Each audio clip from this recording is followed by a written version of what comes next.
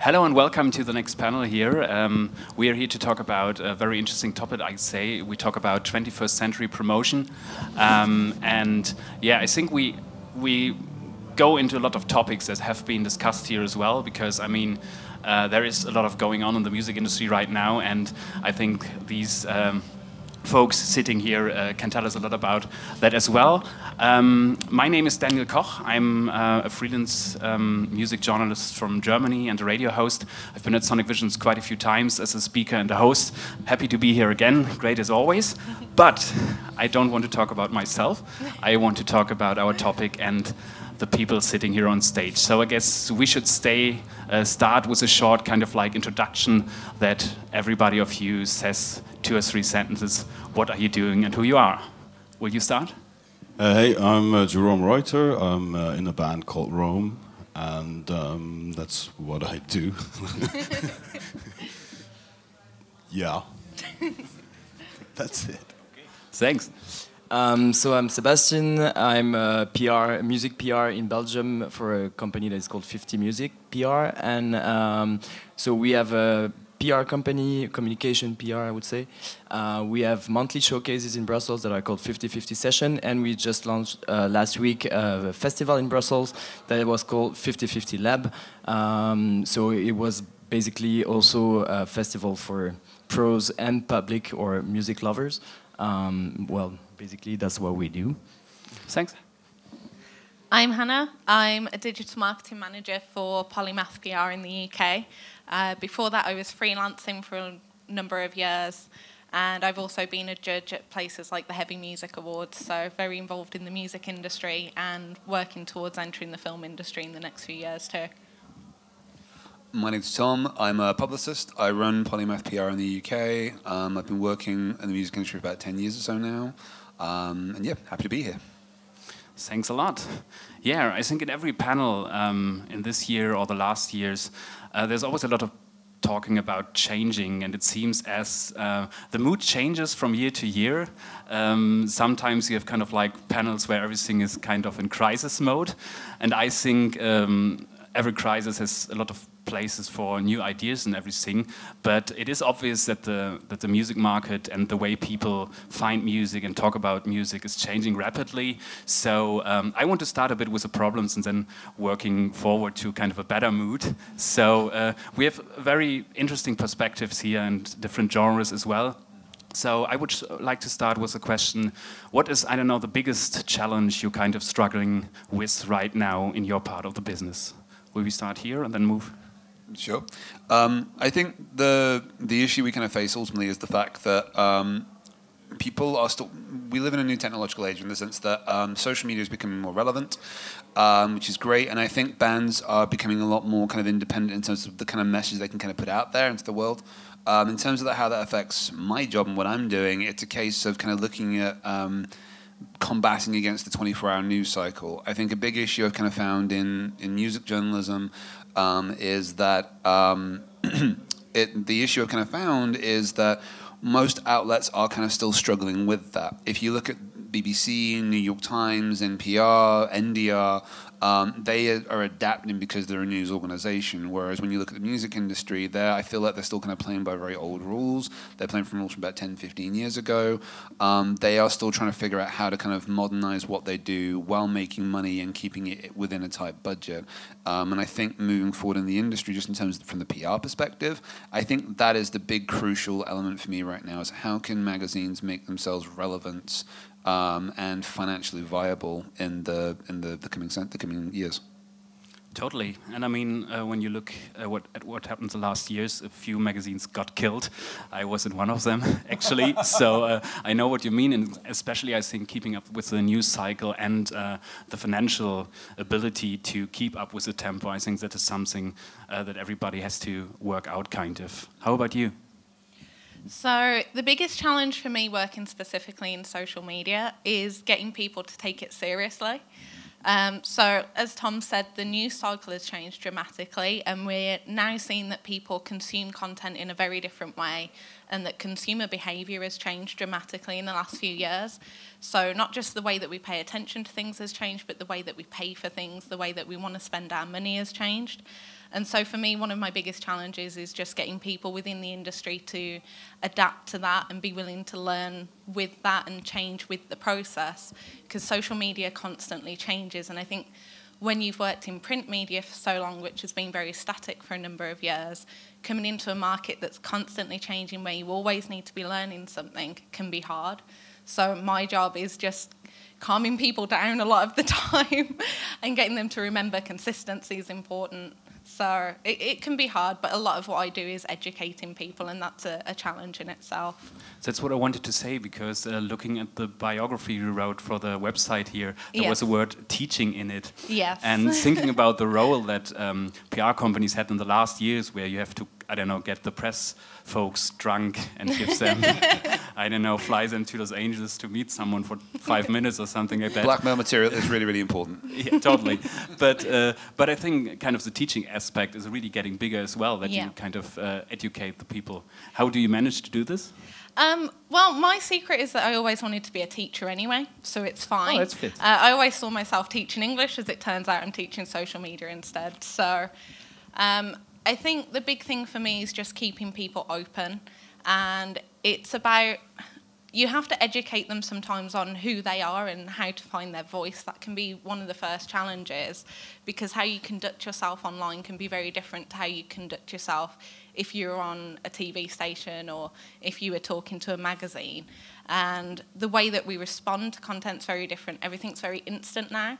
So from a PR perspective, when you've got bands and managers that are all loose on social media and they can say anything anytime, it's about educating them about how they conduct themselves, and how one small thing that you say in a Twitter conversation can, without you expecting it to, blow up, and the next thing you know, you're the feature of a BuzzFeed article and everyone's angry. So.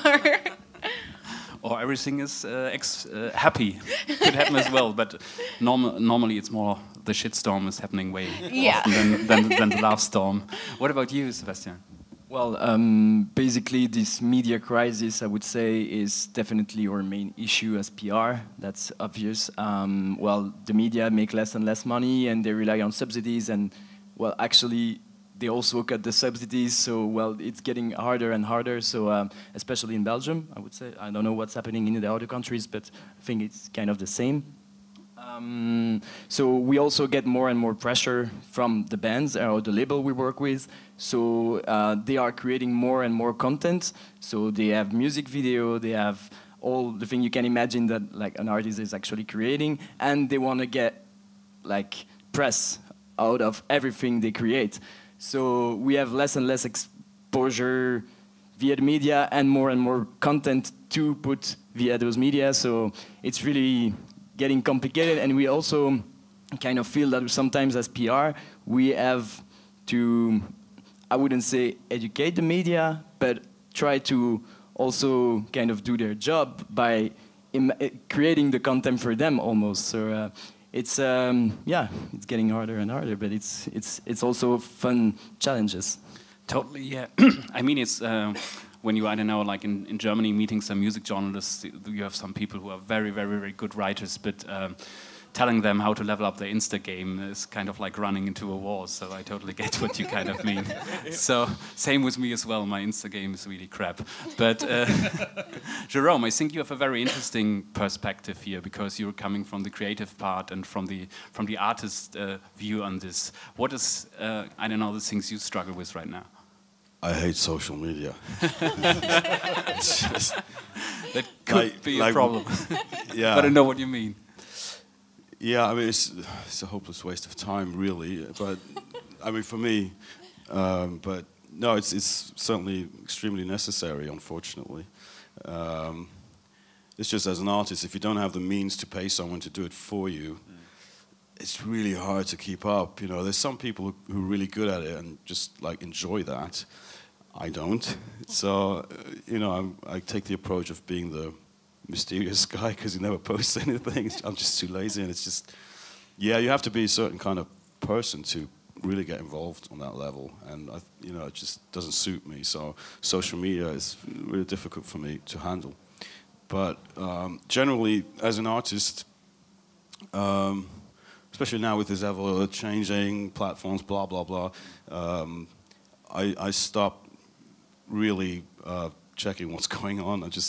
I'm really interested in keeping it moving ahead by creating the content, you know, and not do, you know, too much in you know, that will, you know, take the attention away of what I actually want to do. So I guess you always have in mind what is the product you're trying to sell, or have somebody else try to sell for you.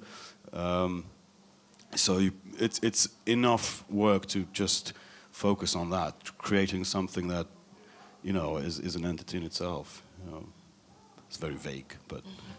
I know what you mean, and I mean that's a thing like what a lot of PR agencies have to do right now. That and it was in the talks we had before quite a bit as well. It's really interesting. I heard a few times that for the PR company now it's kind of the role to deliver the story to the music as well. I mean, it's totally okay to be, especially with your music, it suits that you're the mysterious guy doing the music in the studio. So I would be kind of confused when you were kind of like talking to your iPhone, "Hey folks, I'm Exonovision, how are you?" So I think that's the right thing to do. But how important is it for you right now to kind of deliver and find a story for the artists you promote? It's vital because I did a talk at BBC Introducing about 2 weeks ago, and one of the editors from Metal Hammer was there, and she made a very clear point, saying that if the story works, they will pay attention to it. They will kind of come back and go, okay, we're interested. If you're just kind of going, they're kind of going, hey, we're a bunch of guys, we're a bunch of ladies, whatever it might be, from XYZ town, we have this amazing new record. That's cool, but you're no different than a billion other outfits out there doing the exact same thing. Your story has to be interesting. I had a band from Birmingham come to me recently, and they were just like, how do you think we should push this? And I was like, well, you're touching upon some really interesting historical elements here. There's some really cool stuff going on here. I feel like we need to build the story around that. You're trying to take these kind of historical stories and kind of making them a little bit more personal. You're kind of applying yourselves to these different kind of roles, which I just thought was a lot more interesting. And I kind of find that it's really, really important for us, and Hannah made this point yesterday as well in terms of like finding the voice. This is really, really important. Understanding the client's story, helping them kind of get a message out there that's interesting, that's going to touch people, that people want to get invested in and involved in is so, so important. I think to just simply say, here's a band, check them out, is lazy, and I don't think it's effective. I think ultimately, at the end of the day, our job is to kind of help you guys get the word out there and spread something more interesting. Would you agree, or would you add something? Sure. Yeah, that was easy. Yeah. It's well, everybody's gonna tell you, like, gonna tell the journalist that music is great. Nobody will ever call a journalist, "Yeah, I have this crappy band, and you should listen to it." So basically, you should have something more. So. Yeah, I think stories are part of what make us human. They're what connect us to each other. Since humans have been around and communicating, we've told each other stories. And they're a big way for us to learn about the world around us as well. So I think knowing what your story is and being able to communicate that is a really important part of raising awareness for who you are, what you're doing, why should people be listening to your music. And ultimately, your music all tells a story too, so you want to bring it out and put it in front of people. So, and social media is just, even, I'm sorry you don't like it, but social media can be a really good way to do that. And I do think it's still possible to do that organically without having to pay thousands in advertising or boosting your posts. So. Yeah, and I mean, the good thing is even the really big players, I think if kind of Rammstein would do their social media for themselves, it would be, I don't know, quite crappy, but they have a very good agency doing this. You say that. I follow Till Lindeman's account, and his account is literally just him going, here's my new jewelry line. It's literally cock and balls on a chain. I would buy this. I nearly did. My dad's getting a really... He knows the story, and he knows what works.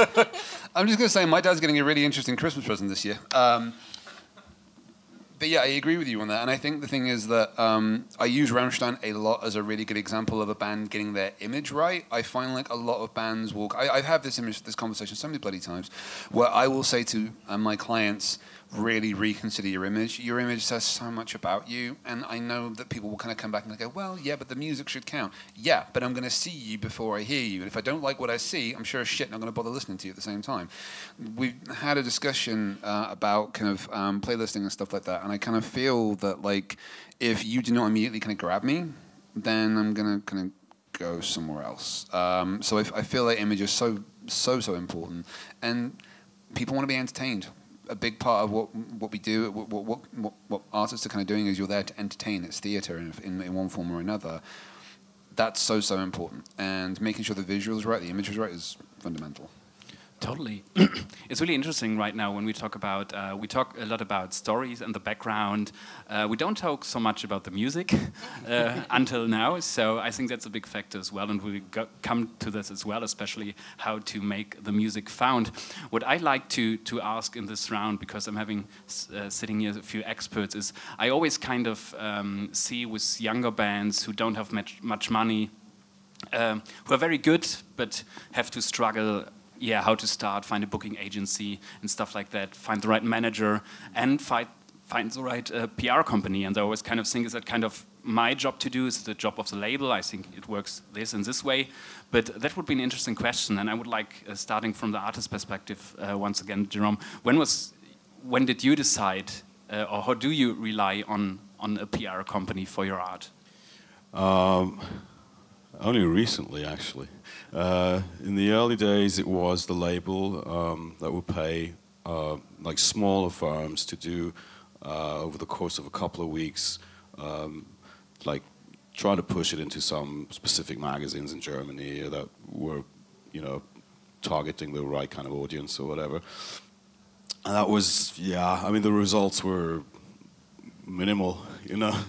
And then, well, now we hooked up with Tom. And but it didn't, you know, before it didn't really necessarily make sense, you know, because you have to have your story right. You have to know that what you are selling is actually of interest to, you know, to the press or whatever, you know. So because what we do is very niche, so you kind of know who you're serving, you know, who you're catering to. So if you know that what you have as a product doesn't really go beyond your particular niche, you don't need to branch out as far as promo goes, because it's just a waste of money, because you're asking someone to sell something to somebody else who's not really that interested in it, you know, and because there's so much out there, all these bands who want to be heard, and for us it was, the strategy was for a long time just like serve the niche and just work that and tour a lot and just make it grow that way. And then once you kind of build that, then it makes sense of getting an agency in to try and expand, you know. But only if you have the right story, which now we have, you know. Maybe in 2 years we won't have it, and we're just like, okay, well this one, it won't work, because you kind of know that, you know. So now we have a story that works, I think, you know. And we got big plans for next year, and but just because we have the elements we need.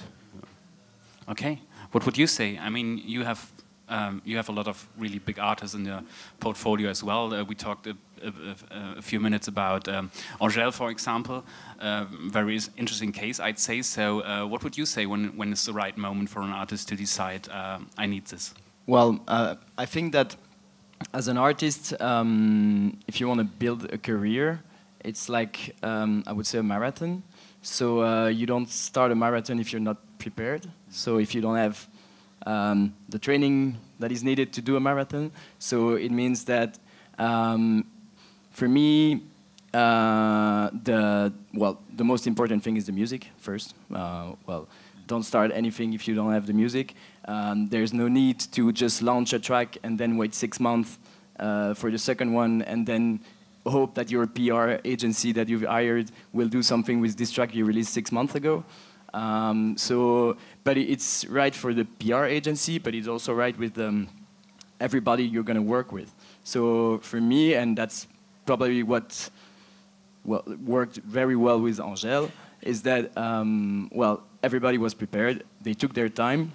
She played in bars in Brussels for a year, and just doing that, it was 3 years ago, and it was almost every week, and everybody saw her, and they didn't release anything, just like building her community through social networks, of course.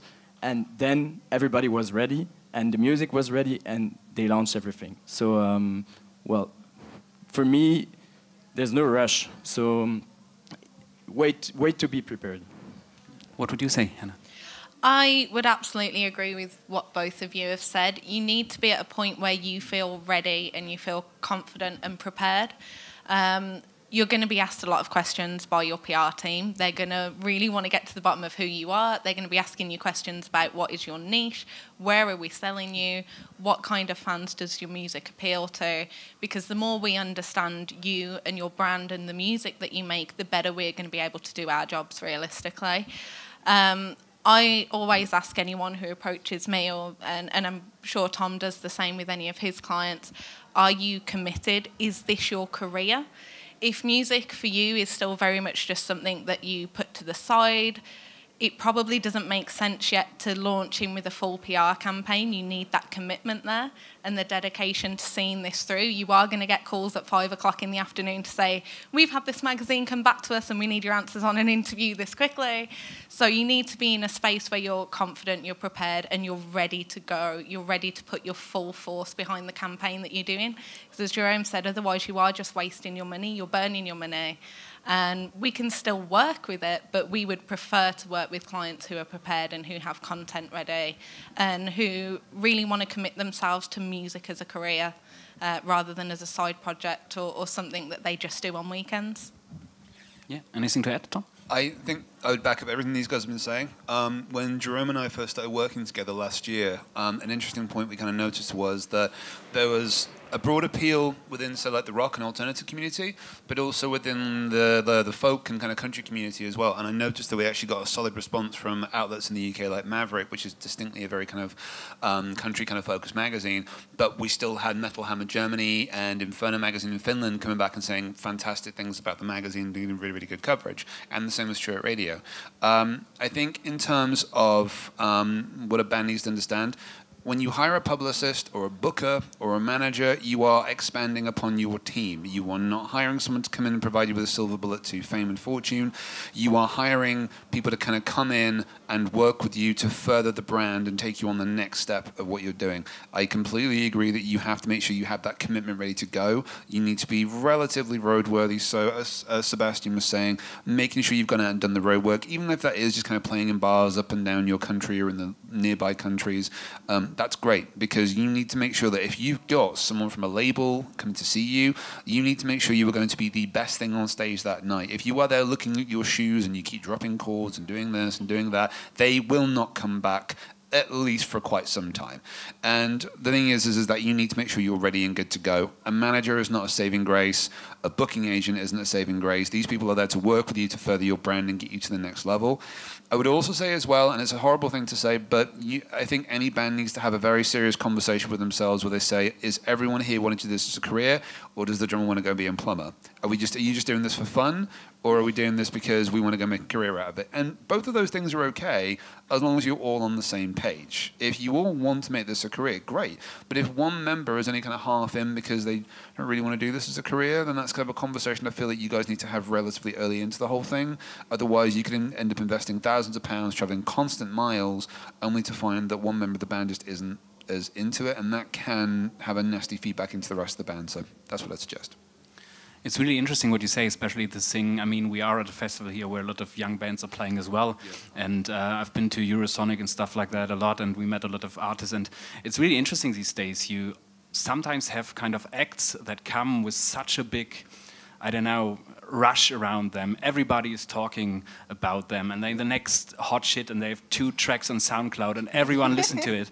And I don't know, in I don't know, 5 out of 10 cases, you see an artist there, and you have all these kind of grumpy music journalists and the bookers standing there, and then they play a really crap show because they didn't have the time to kind of think about how to bring their music out of the bedroom onto the stage. Yeah. So that would be my next question, especially in your field. How is your experience with situations like that? Did you ever have a situation where you were kind of saying, hey, I'm not the manager, I'm the PR, but I have to tell the folks to slow the fuck down a bit. Did this happen? Yes, I've had awkward conversations with clients in the past where I've kind of gone back and said, you're not there yet for this doesn't quite work for this doesn't work for this. I actually think the cruelest thing you can do is say, yeah, that's great, take the money and run, because you're not helping anybody. No one's going to thank you for that. You'll make a quick buck, but ultimately end up ruining your reputation. The band will be disheartened. It's not a good look, you know. And I had Alex Baker from Kerrang Radio did a panel at BBC, and he made a whole point. We were talking about this particular plugger. I have no idea who it was, but apparently somebody had said to him, this band is terrible, but I've taken their money, can you play the track for us? And Alex was pissed, and understandably pissed too. I feel like you have to be cruel to be kind sometimes. I think if you are consulted as a professional by an artist and they want to come to you and say, is this any good? You don't go back and say, nah, shit, fuck off. You sit down with them and you say, this doesn't work and this is why. And if the band is receptive, great. What that tells me is they're prepared to evolve, they're prepared to change. Maybe we can have a conversation 6 months or a year's time when they've kind of started to get things together a bit more. If they react badly, frankly, that's not an artist I want to work with to begin with. What would you say, Hannah? So a big part of what I have to do is give feedback on the content people are creating and tell them whether it's worth making an investment in their social media or not. So I look at a lot of videos that they're looking to potentially boost on social media and things like that. And I do find that the bands who can take on constructive criticism and the artists who can look at that objectively and say, you know what, I've paid this lady money to be an expert in this scenario, so I'm going to take the advice. Those tend to be the ones that go on to have the larger levels of success, because what that means is that they are looking for ways to improve. They are serious about what they're doing. I understand that what you're doing is your baby, and you've put, regardless of what I think of it, you've probably put a lot of work and a lot of effort into what you present to me. But ultimately, it's my role to tell you, okay, I think the music itself is great, but you've recorded this video, you want it on YouTube, you want it on IG Live, and frankly, the lighting's terrible, no one's properly in focus here, and people just are probably going to scroll past what you've put. And so if you can take that on board and you can roll with that and you can make that improvement and you can take that forward with your content in future, I think that gives you a great chance of success. People who take that too harshly, take it to heart and won't make the changes, they're too firm in their position, you'll find they'll put the content out there and they'll pay a couple of £100 to Facebook or to YouTube to boost that to an audience, and they won't get the return, but they won't understand why. So that tends to be my experience on the content marketing side. Yeah, what would you say, Sebastian? Well, as we are more like kind of an independent PR company, most of the time the deadline, the timeline are already settled, but it happens a few times that not because we thought the artist wasn't ready, but more that the audience wasn't ready to already have the album released, or that the community was not built enough. So of course, as you said, we want to like create long-term relationship with the artists we work with, so we never not tell them if we think that it's too early to release anything. So yeah, sure. That's a good thing. How about you, Jerome? What brought you to the point to? You said it before that you didn't have the feeling you need someone doing PR, and then you got the feeling you need someone, and you decided. I always thought I needed someone, but it's just that what brought you to this decision and to take them? I don't even remember what, but no, seriously. I mean, of course, you know that you need an agency to, push you to the next level, of course. But you also have to realize when the right moment has come, and that for a long while there, that moment didn't come.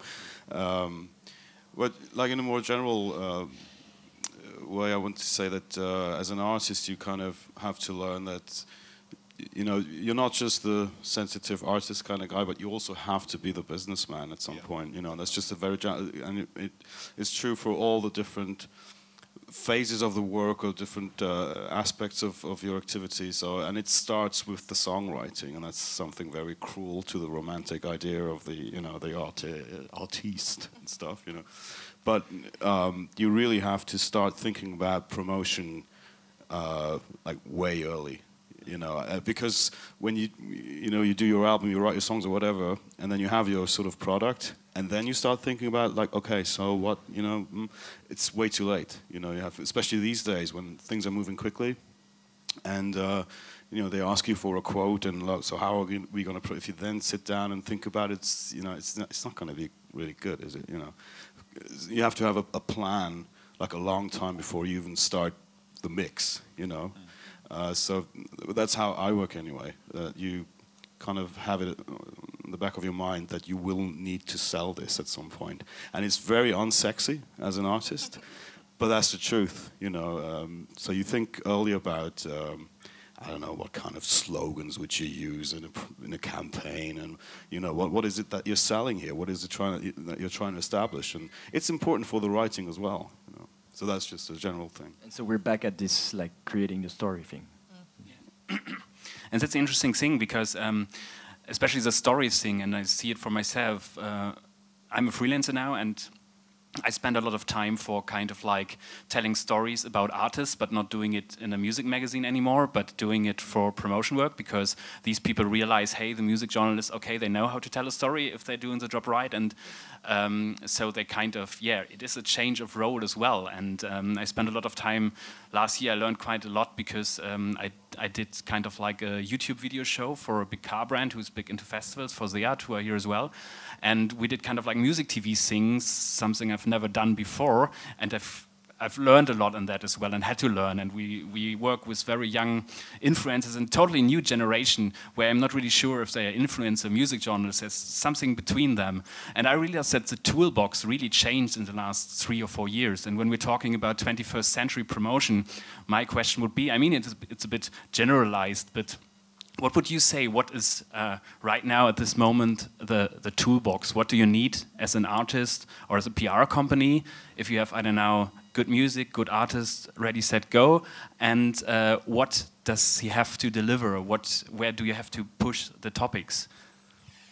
I think it really does very much depend on the artist. I think ultimately, if the content is solid and the story is interesting, it's a case of going, okay, well, let's do the appropriate research to see which journalists right now are writing about this, because you will always find a very dedicated, very hardworking freelancer working for different publications across the UK, Europe, and the US who have a particular interest. And quite frankly, if you can find the right journalist to champion what it is you do, that in and of itself is worth its weight in gold. A point that was kind of made at the BBC talk I went to was everyone in this industry knows, most of us kind of know each other. So the thing is, if one person says something nice about you and they are raving about you to somebody from, say, Live Nation or something like that, they are going to get behind you and champion you in the right way. Something that I think is quite interesting is that there was a point kind of made of, does media kind of have a place in kind of the modern kind of context?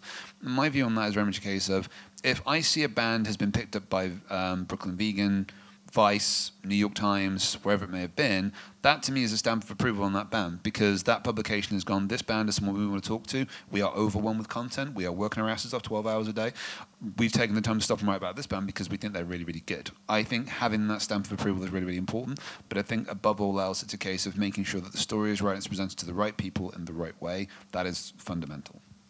What would you say? So in terms of the toolbox, I guess I said earlier that I wanted to be a teacher when I was young. And I always thought I'd teach English, and it turns out I teach social media.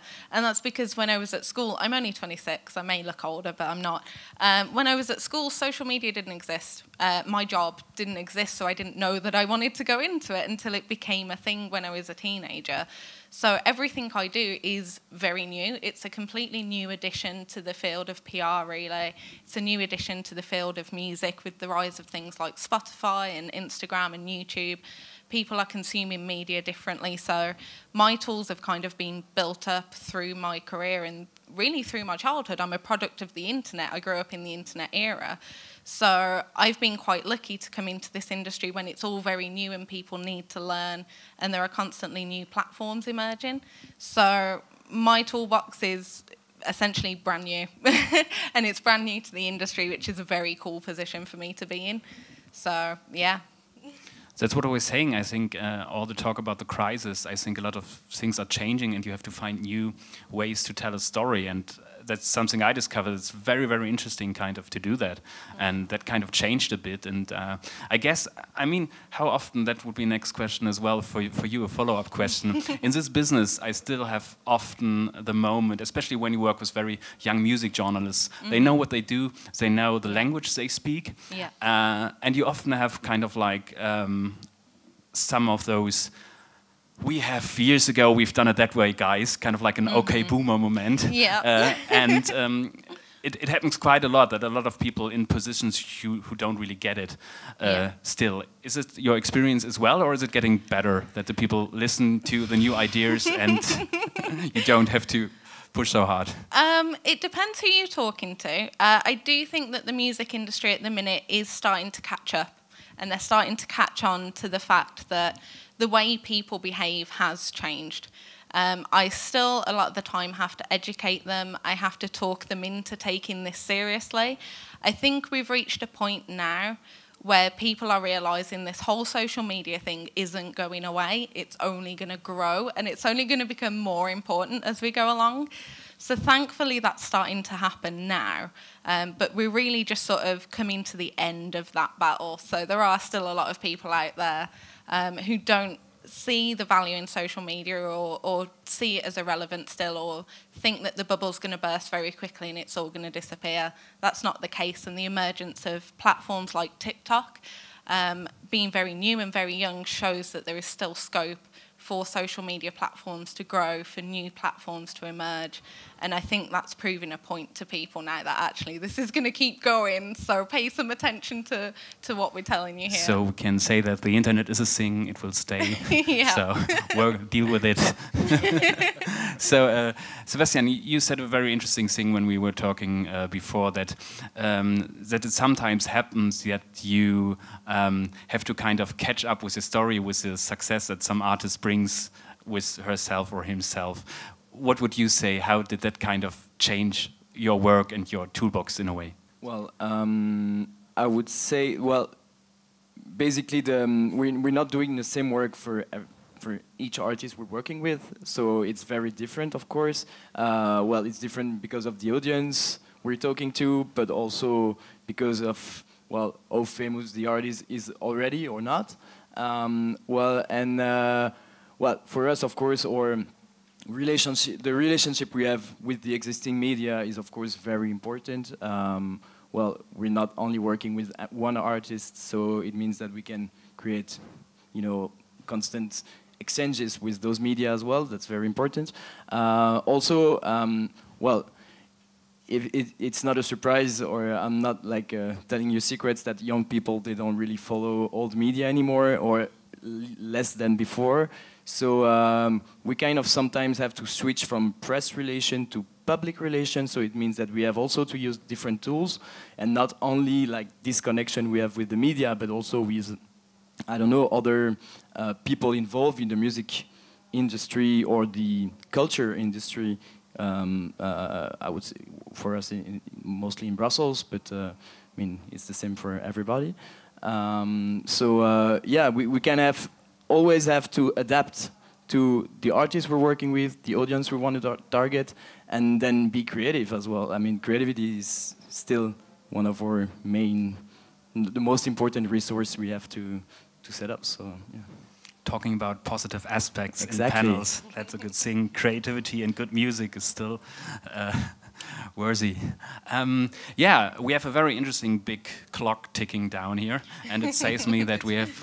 My eye line the entire time. Yeah, you're kind of like hypnotized as well. So we have time for one short question, I'd say, and then I would give you the chance, if any of you has a question for someone on stage, feel free. But one question I would like to ask, because it's a very interesting thing that these days the way people discover music, it isn't like that you get the music magazine and that's an interesting review, and I listen to the music. It's changed totally.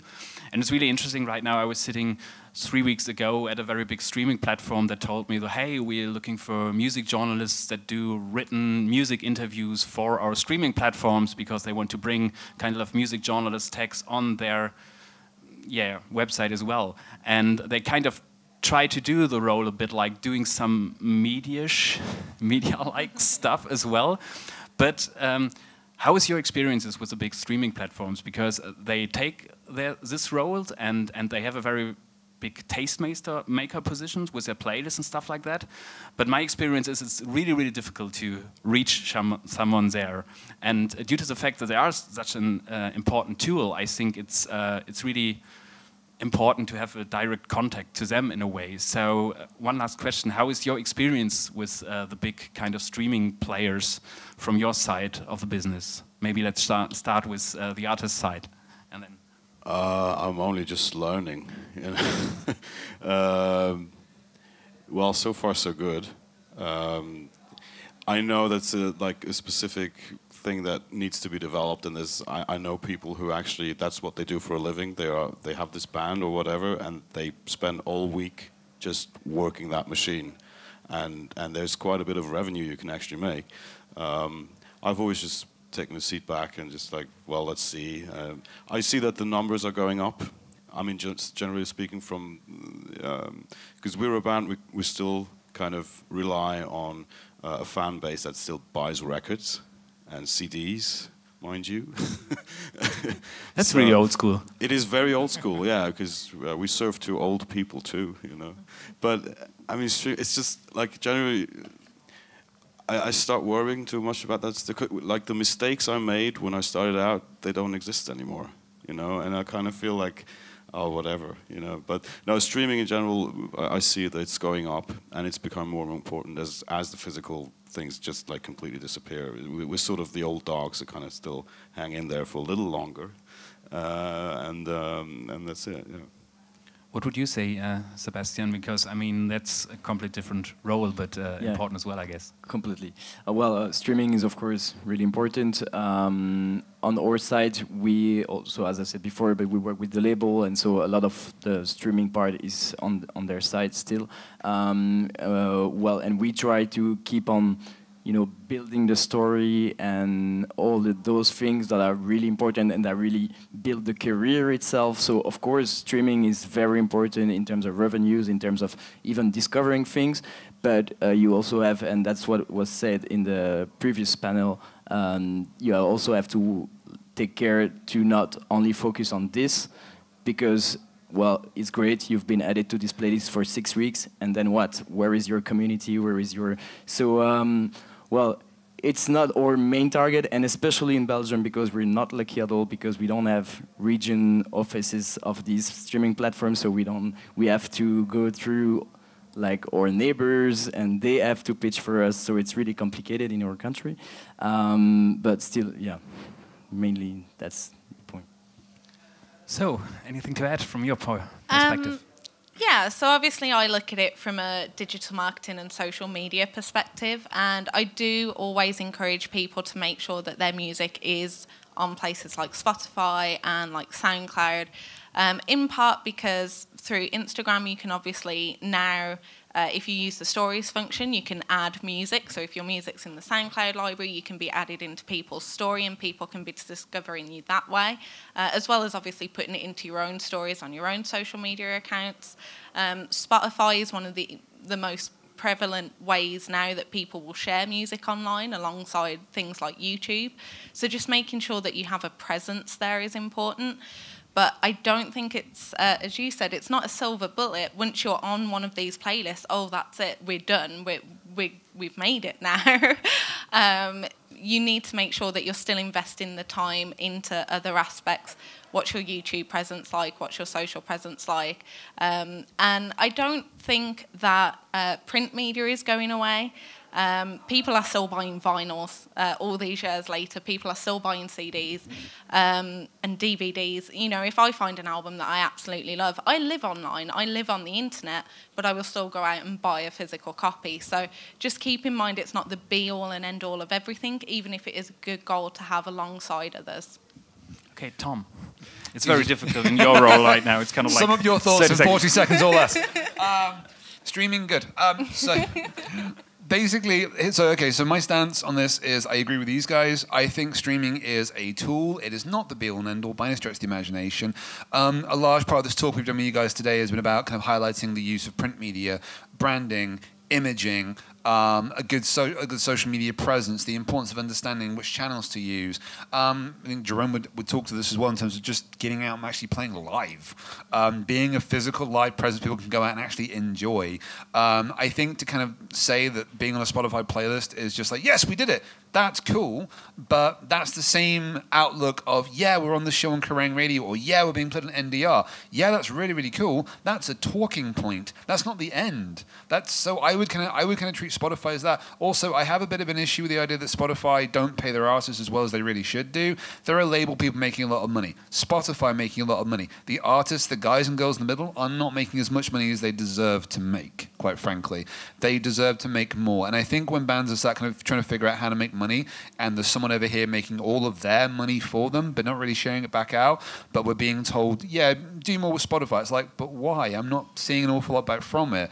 I think there was a whole thing with this guy, this very successful fella who had like over 1 million or something streams, whatever it was, of a song, and he was like, I made £1,400 from this particular thing, and you kind of go, that is ridiculous.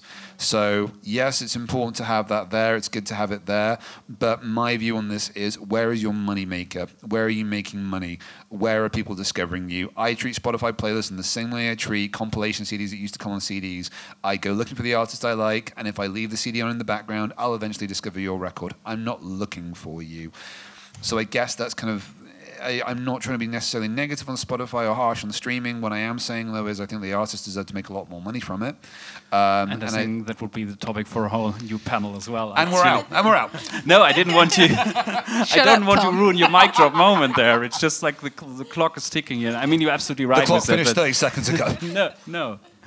Anything to add? I didn't want to jump into your words. No, I'm done. Shit. I feel bad now. I hope.